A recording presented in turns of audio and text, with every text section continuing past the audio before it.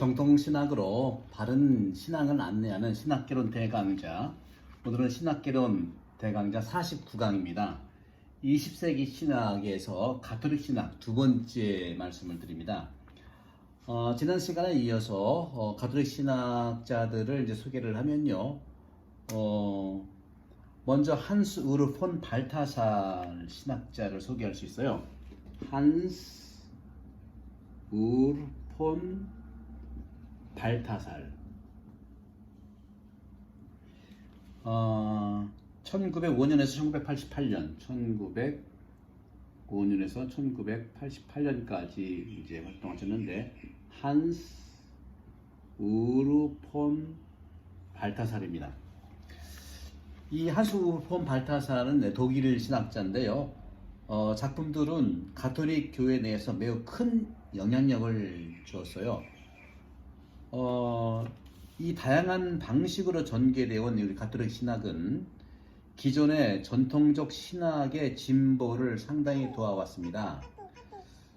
네, 이게 웬일이 계속 하는데 죄송합니다. 이것들이 이제 연결이 되어 있어가지고 전통적 신학의 진보를 가져왔고 이런 다양한 교회의 작품들이 그리고 2차 바티칸 공예를 통해서 신학적 쇄신의 열매들이 세상과 교회의 관계를 생각하는 새로운 방식과 모든 교회의 봉사애로 초대하는 운동이 발생한 것이죠. 이거 지난 시간에 이제 칼라너에 대해서 말씀드리면서 이제 또 반복이 돼 가는데요. 그런 점에서는 이 새로운 방향 설정을 위해서 새로운 주제들이 많이 다뤄졌어요. 새로운 방식,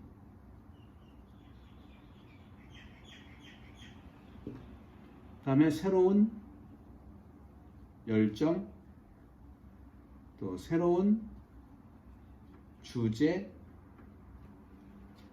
또 새로운 방향,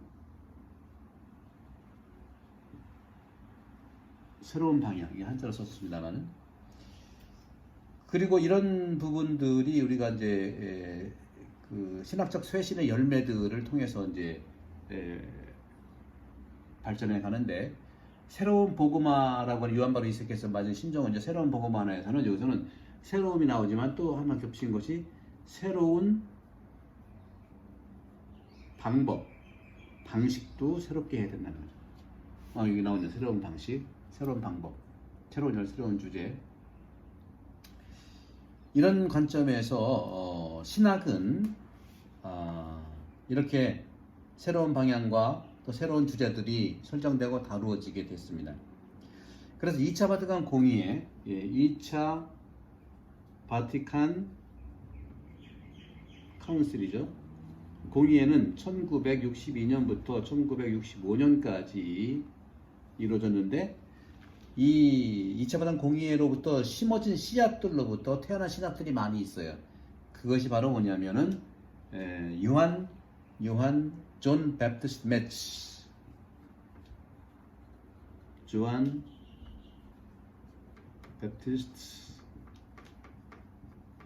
매츠라고 하는 독일 신학자인데 이분은 1928년에서 태어나서 활동을 시작했는데 이분은 정치 신학자예요. 그 유명한 정치 신학.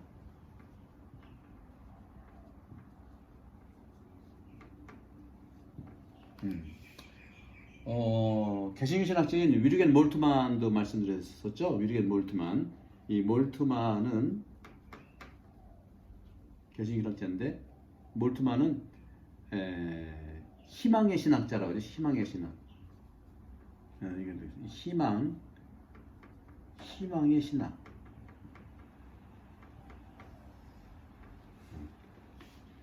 한스 우르 폰 발타살은 신미적인 그런 신학, 신비를 어떻게 표현할지 보겠습니다. 신미적 신학자.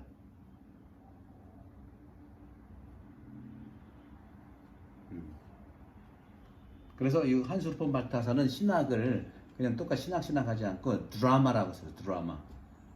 드라마로서의 하느님의 신학 이런 표현을 썼었죠. 그래서 이 요한 바프티스트 매츠, 이 매츠라고 하는 이 정치 신학 그리고 또 한 가지 라틴 아메리카의 해방 신학도 있었죠. 라틴 아메리카의 해방 신학은 좀 나중에 쓰겠습니다만은 이 해방 신학은요, 라틴 아메리카에서 수많은 사람들의 가난과 억압의 상황과 복음의 해방 메시지들 사이에서 비교해서 나타난 겁니다.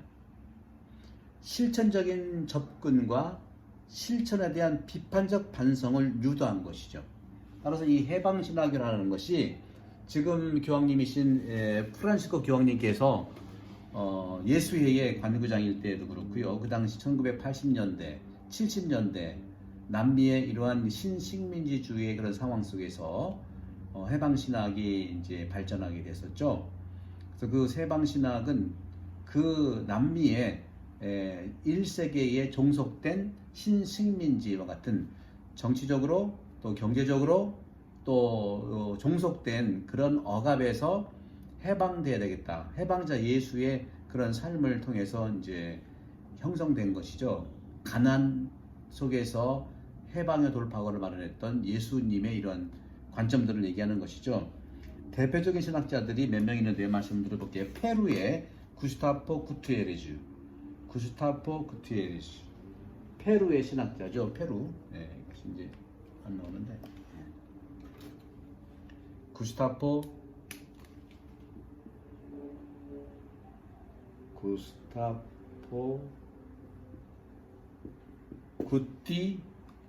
구티에레즈.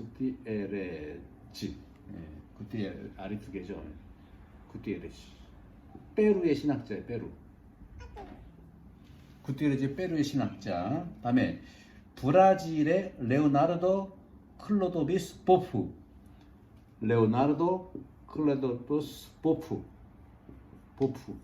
브라질의 신학자고요. 그 다음에 엘살바도르의 혼소브리노.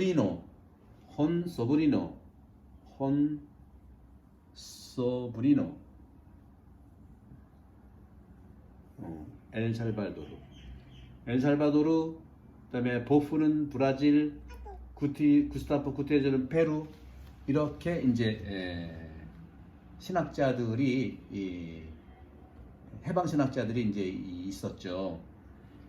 또 한편 해방 신학자들 그때 당시에는 이제 70년대 80년대 남미에서 유행했던 해방 신학이 또 우리나라에도 80년대 90년대 영향을 줘서 우리나라에 이제 해방 신학이라는 것을 좌파 운동쯤을 했는데 사실 좌파 운동이 아니고 근본적인 해방 예수를 얘기한 거고요. 또 설상가상으로 한국에서는 70년대에 우리 한국 그 개신교 신학 안병무 교수의 민중 신학이라는 것이 이제 대표적으로 또 우리가 이제 만날 수 있었습니다. 또 이런 측면들을 말씀을 드리면서 또 한편 가톨릭 신학이라고 하는 것은 이제 그 유럽의 그런 신학적인 측면들을 좀 더 말씀을 드리면 쇄신에 대한 공의회의 긴급한 요구. 그러니까 2차 반동 공의회가 끝나는 거니까 65년도에 2차 반동 공의회가 끝났는데 여전히 이 2차 반동 공의회 정신의 실천은 아직도 길이 멀리 있다는 것이죠. 2차 반동 공의회 정신이 벌써 2차 반동 공의회가 시작되고 마무리된 것이 65년도에 마무리됐으니까 벌써 몇 년입니까? 앞으로 5년이면은 어떻게 되죠? 50주년인가? 아니요. 2020년 70주년 65니까 60주년 1965년이니까 그렇죠. 35년 60주년 되겠네요. 거의. 그래서 60년 동안 우리 가톨릭의 이 2차 반동 공의회 정신이 실현되기를, 그래서 여러분들 이 신학개론 대강좌를 통해서 우리 교회의 참 쇄신이 여러분들이 이제 하는 데 도움이 되기를 바라고요. 이 쇄신에 대한 2차 반동 공의회의 긴급한 요구에 다양하게 응답하고 최전선에서 활동은 하지만 항상 주의를 기울이며 정통을 지키고자 한 신학자 두 분이 있어요. 유럽의 신학, 독일의 신학자인데 한 분이 조셉 라칭거 추기경입니다. 현재는 이제 은퇴하신 교황님이시죠. 베네토 16세. 이분 안 쓸 수가 없어요. 조셉 라칭거, 조셉 라칭거, 조셉 라칭거, 라칭거, 1928년생이에요. 저희 아버님하고 같은 연대, 27년이면 27년생. 그리고 또 저도 전공하고 우리 신학생 때 발터 카스퍼 예수 그리스도 공부하느라고 참 어려움이 있었는데, 독일 신학자죠. 발터 카스퍼 1933년생입니다. 발터 카스퍼 신학자는 추기영님이시죠. 일제평의회 위원장도 하셨고, 또 한국의 대표적인 지성의 신학자이신 심상태 몽시뇨님의 은사이시고요. 또 이 한국을 잘 이해하는 분이고, 한국에도 여러 차례 왔던 분이죠. 이런 측면들을 이제 볼 수가 있고요. 이런 유명한 신학자들이 정통을 지키면서도 항상 공의회의 긴급한 요구에 응답하는 최전선의 활동의 신학자다 하고 얘기할 수 있겠습니다. 이처럼 신학은 현대의 위대한 신학자들과 함께 늘 시대적 경향을 뛰어넘어서 인간 생활 가까이에 있는 주제들만이 아니라 총괄적인 성찰을 위한 기준과 출발점이 되기를 강조한 겁니다. 신학은 바로 그런 거예요. 신학은 신앙을 반성하는 학문이라고 그랬잖아요. 신학을 통해서 신앙이 반성되는 거니까 신학을 통해서 교회가 또 반성되는 거 아니겠습니까? 만일 인간학적 전환을 바탕으로 하느님의 자리에 인간적 주체가 올라간다면 개신교만이 아니라 가톨릭 또한 동시대 신학의 열매와 은총으로 주어진 것들 가운데 하나로서 인정받을 수는 어렵겠다 하는 생각을 많이 해봅니다. 그렇잖아요. 신학은 신학인데, 바로 신학은 그런 점에서 인간학이라는 차원인데, 신학이 없는 인간학적 추구는 의미가 없는 겁니다. 신학은 인간학이에요. 그러나 인간학만이 신학은 아닌 거예요. 물론 서로 연결은 되겠습니다만은, 따라서 인간학적 전환을 바탕으로 하는 게 굉장히 중요한데, 인간학적 전환의 바탕이 하느님의 자리까지 내주는 것은 아니라는 거죠. 하느님의 자리에 인간적 주체가 올라간다면 이거는 과연 인정받을 수 있는 신학일까? 이것은 개신교만도 아니고 가톨릭도 또한 이런 그 인간학적 열매와 그런 걸로 주어진 것들 가운데 하나로 인정받을 수 없어요. 은총은 그렇게 다가가는 게 아니라는 것이죠. 은총이라는 것은 근본적으로 인간의 행위에 달려있는 게 아니라 하느님의 은총에 달려있는 것이죠. 당연히 물론 펠라지움이라고 하는 이단을 우리가 거부합니다. 은총이라고 하는 것은 하느님의 섭리와 관계에 있으며 동시에 인간의 그런 행위에 응답이 필요한 것이죠. 행위로만도 아니고 근본적으로 하나님의 은총이 있어야 된다는 것을 말씀드리고 싶은 거예요. 하지만 인간과 그 인간의 주체성에 중요성이 확대되는 현대사회에서 과연 계시를 어떻게 설명할 것인가? 보십시오. 15세기부터 해서 인본주의 시작해서 인간 중심의 그런 이 우주론적 가치보다는 인간 중심적인 가치가 오늘날까지 다가온 여러 가지 정황들이 결국은 어떻습니까? 코로나19라는 것도 우리가 일어난 거 아닐까요? 인간 중심일 때 그렇습니다. 단적인 겁니다. 하느님께서 인간을 만드셨고 세상을 만드신 이 세상에 인간을 세상을 돌볼 수 있도록, 당신 대신에 돌볼 수 있도록 목자로 세웠는데 목자가 아니라 함부로 파괴했다는 것이죠. 분명히 세상을 돌보라고 했는데 그걸 지배했고 또 세상에 대해서 함부로 했다는 관점인 것이죠. 과연 이 발전이라는 것이 누구를 위한 발전이냐? 건물을 자꾸 짓는 것이 지구를 위한 거냐? 심각하게 생각해 봐야 됩니다. 코로나 바이러스 백신이 중요하지만 백신만 가지고 되는 게 아니죠, 여러분들. 보세요. 이 전염병이라고 하는 것은 늘 역사 안에 있었죠. 그러나 그 주기가 계속 짧아지는 것은 어떻게 될까요? 중세 때도요. 중세에서 근대 넘어간 그 흑사병이라는 패스트가 그 중세와 근세의 분기점이 됐어요.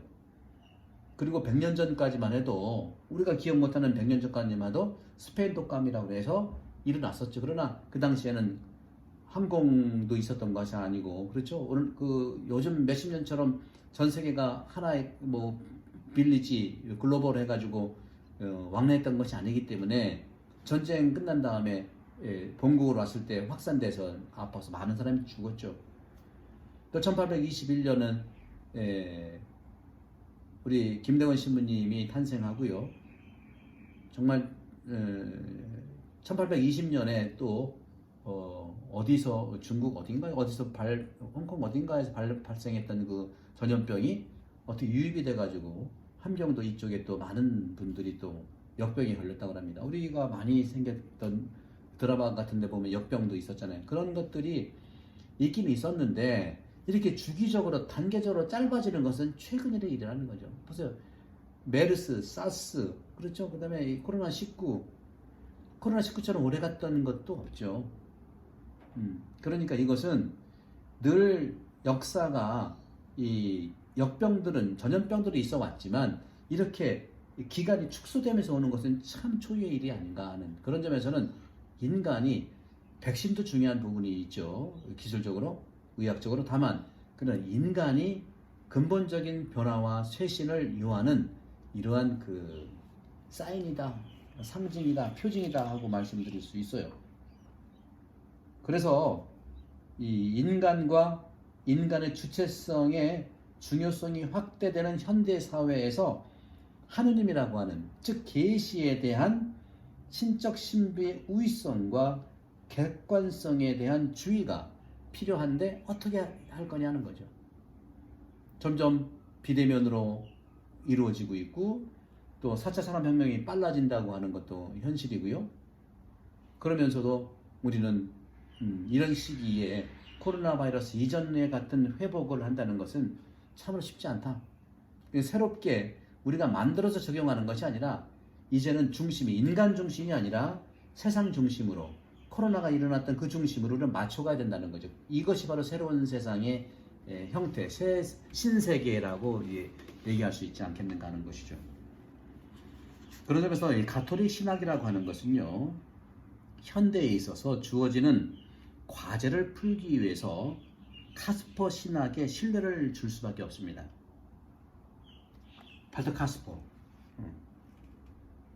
따라서 이러한 것들은 과거에는 소통이 없는 신학이었다고 한다면 이제는 과거에 소통이 없는 신학으로 회귀를 거부해야 돼요.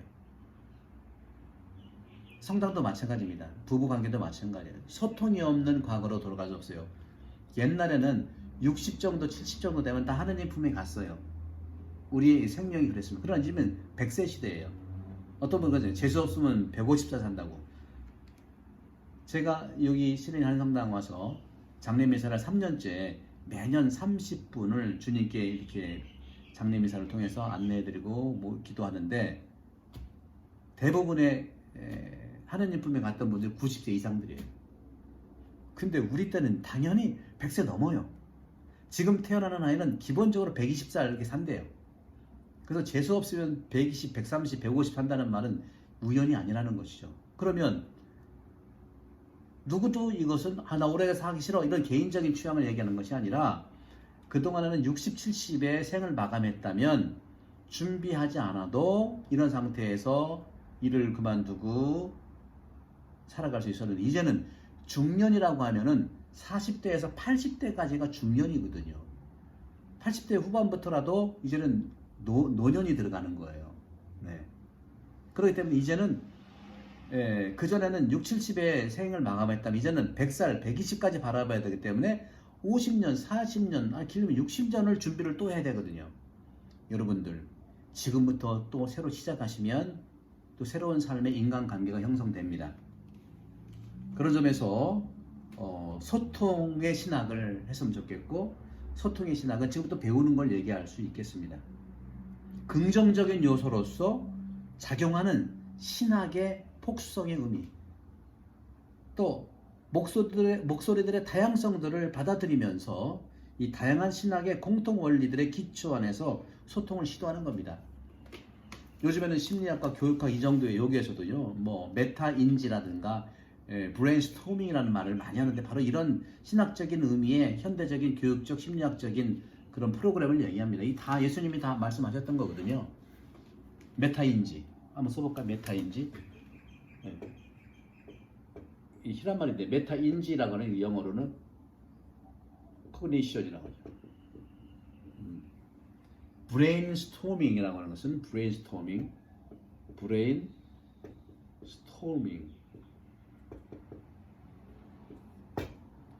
메타인지라는 건 뭐냐? 메타는 인지라는 것은 생각이고 과정인데 생각을 생각하라는 거고요. 브레인스토밍이라는 것은 이 사고, 이 브레인, 뇌의 움직임 이것들을 움직일 때 혼란이 일어나지만 서로 의견들이 서로 주고받을 때 혼란이 일어나지만 그 브레인스토밍을 통해서 사고가 확대되고 확산되고 또 정리가 된다는 겁니다. 혼란이 없는 정리, 물론 있을 수 있겠지만 가능하겠습니까? 인간 삶에서? 신학은 바로 그런 걸 도와준다는 것이죠. 생각의 학문이고 마음의 학문이고 영의 학문이기 때문에 그렇습니다. 카스퍼가 제시한 가톨릭 신학의 공통된 원리 세 가지를 이제 정리해 볼게요. 시간이 없는데 얼마 안 남아서 얼른 좀 해나가겠습니다. 카스퍼가 제시한 가톨릭 신학의 공통된 원리 세 가지 정리를 해보면 첫 번째, 교회성의 원리. 교회성의 원리. 쓸 자리가 있을지 빨간 걸로 좀 써보겠습니다. 카스퍼가 어떤 교회, 가톨릭 신학의 공통된 원리를 세 가지로 정리했는데 첫 번째가 교회성의 원리. 교회성 원리. 두 번째가 학문성의 원리. 학문성 원리. 세 번째가 각 시대의 문제에 대한 개방의 원리. 문제에 대한 개방 원리. 이 세 가지. 이걸 얼른 좀 볼게요. 교회성의 원리는요, 교회의 생생한 기억 안에서 믿음과 창조성으로 교회의 이론이 되는 능력을 말합니다. 믿음과 창조성. 이걸 통해서 이걸 가지고 교회의 이론이 되는 능력을 얘기해요. 믿음에 대한 것도 그렇고 창조성에 대한 것도 우리가 살펴야 되고 훈련해야 된다는 것이죠. 두 번째, 학문성의 원리는 하느님과 계시에 대한 확고한 경향을 지니고 교회의 신앙이 항상 이것과 연관된다고 하는 그런 것이죠. 그럼 세 번째는 개방 원리는 각 시대의 문제에 대해서 개방의 원리를 사용하라는 건데, 이것은 하느님 안에서 나타난, 즉 하느님 안에서의 자유에 대한 여정을 바라보면서 인간의 인격적 사회적 삶에 적극적으로 참여하라 하는 것이죠. 네, 이거 다시 한번 여러분 반복해서 들으시면 바랍니다. 다음에 이제는 2차 바티칸 공의회가 드러내고 있는 그런 그 의미들을 보게 되면요, 2차 바티칸 공의회는 첫 번째는 시대의 징표를 해석하는 거예요. 사인을 바라봐야 되잖아요. 예수님도 성경에 다 나오잖아요. 이 시대가 어떤 징표를 좀 보여줄 수밖에 없냐. 요나의 기적밖에 보여줄 수 없다고 예수님도 말했잖아요. 그죠? 시대의 징표에 대한 해석과 그리고 열린 교회 정신을 지니고 시작하는 것이죠. 2차 바티칸 공의회가 그렇게 시작됐어요. 그럼으로써 신학적 쇄신의 열매를 맺는 겁니다. 신학적 쇄신은요, 시대의 징표를 알아차리고 해석하고 교회가 그런 열린 정신으로 세상을 향해 나간다는 것이죠. 다시 말하면 세상과의 관계를 새로운 모양으로 생각하고 교회의 모든 삶에 신학운동의 영향을 준 것입니다. 줘야 되는 것이죠. 2차 바티칸 공의회를 기점으로 봤을 때 기존의 신학은요, 보수적이고 배타적이고 또 진보적이고 포괄적이고 생산적 신학과 이렇게 양분됐었어요. 보수 배타적 신학과 진보 포괄 생산적 신학은 양분됐어요. 근데 이를 통해서 계몽주의 정신을 계승할 뿐만 아니라 새롭게 발전시켜 나아가는 다양한 분야가 드러난다는 것이죠. 결론적으로 가톨릭 신학에 있어서 결론을 말씀드리고 싶어요. 교회의 이 교의 신학의 규범은 뭡니까? 쓸게요. 교의 신학의 규범은 뭐냐? 제가 이제 전공이 교의 신학인데요. 파스토 추기경도 교의 신학이고요. 요한 그 라틴거 추기경 베네딕토 16 교황님도 저랑 같은 전공이에요. 오늘날 교회의 교의 신학의 규범은 뭐냐? 바로 성경입니다. 성경.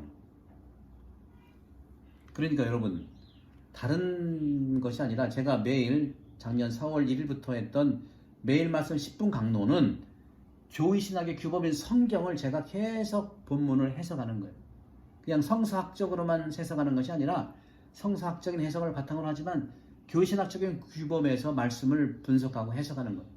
그 신학적인 여러분 규범이 성경이니까 성경을 신학적으로 해석해 나가야 된다는 것이죠. 이러한 교회의 규범으로서 교의 신학의 규범으로서 성경은 성경의 사고를 그냥 복사하는 것이 아니라 복제하는 것이 아니라 성경에 보여준 모범을 따라간다는 것입니다. 모범을 따라간다는 거예요. 샘플링, 모범이라는 것이요. 사고의 복제가 아닙니다. 쓸게요. 성경의 생각이죠. 사고를 복사 또는 복제하는 것이 아니고 바로 성경이 보여준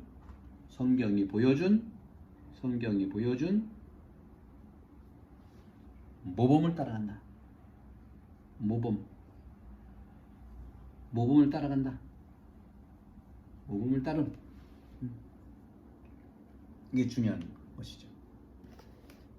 따라서 교의신학의 이 사고는요, 교의신학적인 사고는 단지 신앙과 연관된 사고가 아니라 주체의 신앙을 요구하는 사고입니다. 주체의 신앙을 요구하는 사고예요. 단순히 신앙과 연관된 사고가 아니라 내가 신앙의 주체로서, 단독자로서, 한 개인으로서 네 주체가 드러내는 신앙을 살 수 있도록 요구하는 사고라는 것이죠. 생각과 말과 행동.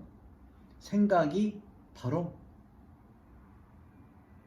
성경의 모범을 보여준 그것을 살아가게 하는 생각이다. 그러니까 하느님은 누구냐? 완전한 생각이라고 했잖아요.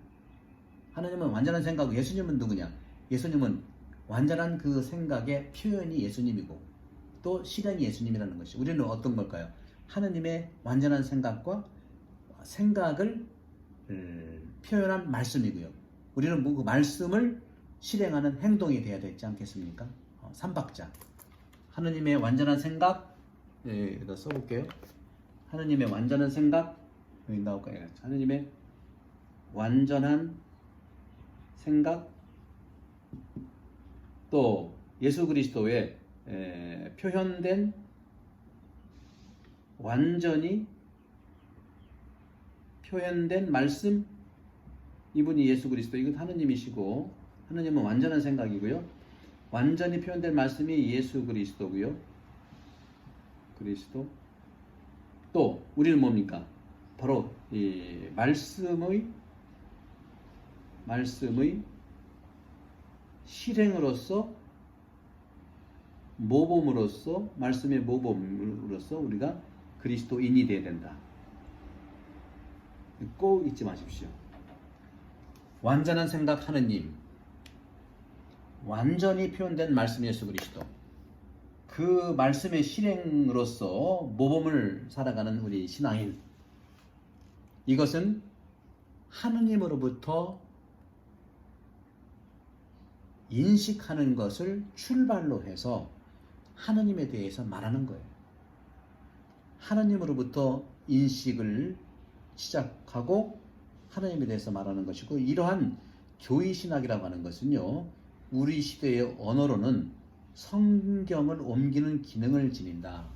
교회신학은 다른 게 아닙니다. 성경을 옮기는 기능이에요. 제가 10분 강론하는 것은요, 성경을 옮기는 신학을 하는 겁니다. 성경을 옮기는 기능을 하는 것이 제가 하는 신학이에요. 그래서 매일 말씀 10분 강론이 그런 것이죠.